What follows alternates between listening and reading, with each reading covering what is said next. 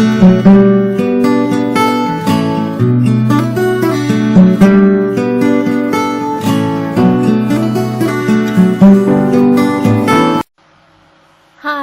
ഇന്നത്തെ എൻ്റെ റെസിപ്പി എന്ന് പറയുന്നത് വളരെ ഈസി ആയിട്ടുള്ള നമുക്ക് പെട്ടെന്ന് തന്നെ ഉണ്ടാക്കാൻ പറ്റുന്ന പയർ മുളകുശിയാണ്.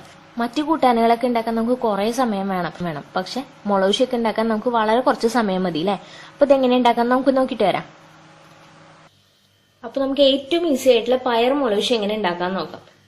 അതിന് വേണ്ടിയിട്ട് ഞാൻ അര കപ്പ് പയർ എടുത്തിട്ടുണ്ട്. നിങ്ങൾക്ക് എത്ര വേണമെന്ന് വെച്ചാൽ അതിനനുസരിച്ച് പയർ എടുത്താൽ മതി. ഇത് നന്നായിട്ട് വാഷ് ചെയ്യുകയാണ്. അത് ഞാൻ കുക്കറിലേക്ക് ഇട്ട് കൊടുക്കുകയാണ്. ഇനി ഈ പയർ മുങ്ങി നിൽക്കുന്ന രീതിയിൽ നമുക്ക് വെള്ളം ഒഴിച്ചു കൊടുക്കാം.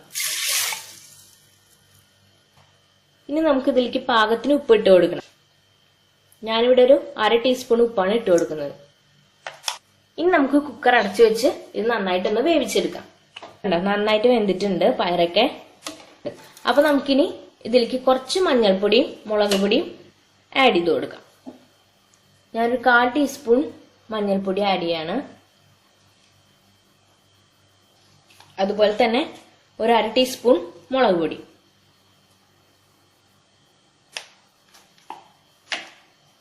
നിങ്ങളുടെ എരിവിനനുസരിച്ച് നിങ്ങൾക്ക് മുളക് പൊടിയുടെ അളവ് കൂട്ടുകയും കുറയ്ക്കുകയൊക്കെ ചെയ്യാം കേട്ടോ.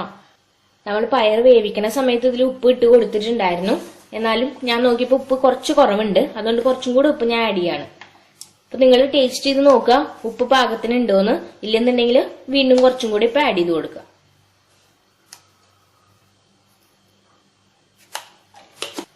ഇനി നമുക്ക് ഇതിലേക്ക് ഇടേണ്ടത് കായാണ്. കായ എന്ന് പറയുമ്പോൾ നേന്ത്രക്കായ ഉണ്ടെങ്കിൽ നേന്ത്രക്കായ ഇട്ട് കൊടുക്കുക. നേന്ത്രക്കായ എനിക്കിപ്പോ കിട്ടിയിട്ടില്ല, അതുകൊണ്ട് ഞാൻ ഈ കായ ഇട്ട് കൊടുക്കുകയാണ്. ഇനി നമുക്ക് നന്നായിട്ടൊന്ന് മിക്സ് ചെയ്യാം.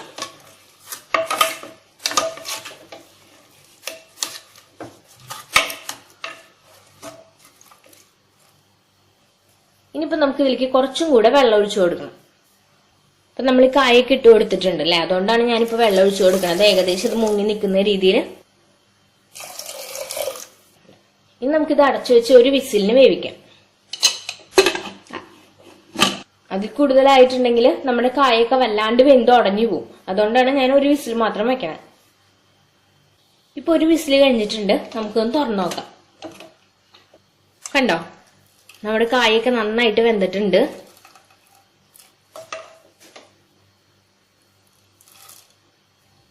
ഇനിയിപ്പോ നമുക്ക് ചെയ്യേണ്ടത് എന്താന്ന് വെച്ചിട്ടുണ്ടെങ്കിൽ ഇതില് പയറൊക്കെ ജസ്റ്റ് ഒന്ന് ഉടച്ചു കൊടുക്കുക. കുറച്ച് പയറും കായയും ഒന്ന് നന്നായിട്ട് ഉടച്ചു കൊടുക്കുക.